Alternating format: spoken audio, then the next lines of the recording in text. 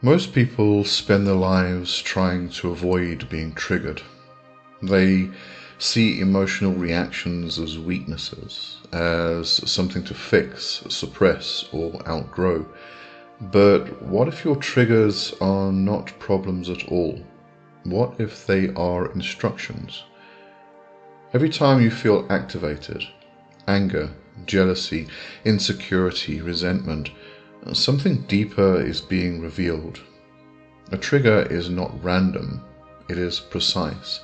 It points directly to a part of you that is unresolved, unseen, or unintegrated. The issue is not the trigger itself. The issue is how you interpret it. When you get triggered, your first instinct is usually to look outward. You think, they disrespected me. They crossed a line. They made me feel this way. And sometimes, yes, boundaries matter, but triggers go deeper than surface level interactions. What you're reacting to is not just the moment, it's the meaning your mind attaches to it.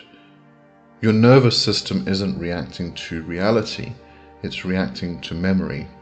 A tone of voice reminds you of being dismissed. A situation mirrors a past rejection. A behavior reflects something you were taught to suppress. So the reaction you feel now is amplified by everything that came before it. This is why two people can experience the same situation and only one is triggered, because the trigger isn't in the event, it's in the interpretation. And that's where the power is. Instead of asking, why is this happening to me? Ask, what is this trying to show me? That shift changes everything, because now the trigger becomes a doorway instead of a disturbance. Let's take anger, for example. Most people either explode with it or suppress it completely. But anger is not inherently destructive. At its core, anger is a signal. It tells you that something feels violated, a boundary, a need, a truth.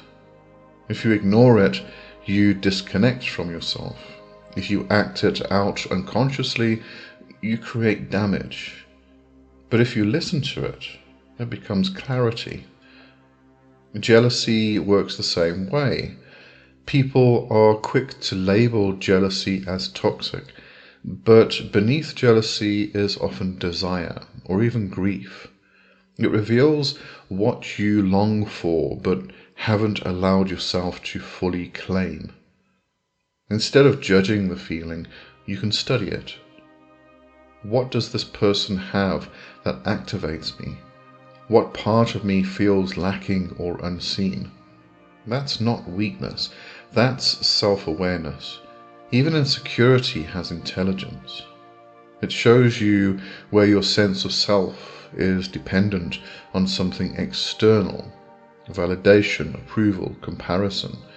It reveals where you've outsourced your worth instead of grounding it internally. Your triggers are not here to shame you. They are here to guide you, but only if you're willing to stop running from them.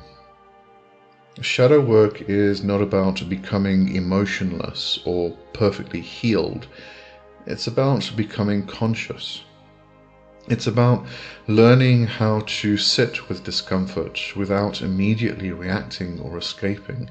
It's about observing your internal world with honesty instead of judgment. Because the moment you can witness a trigger without being consumed by it, you take your power back. You move from unconscious patterns to intentional action. And this is where real transformation begins. Not when life stops triggering you, but when you understand why it does. Your triggers highlight the exact areas where your growth is waiting. They show you the parts of yourself that are asking to be acknowledged, expressed, and integrated. So the next time you feel triggered, Don't rush to silence it. Pause, breathe, look deeper. Because beneath that reaction is information. And within that information is power. Your triggers are not obstacles on your path. They are the path.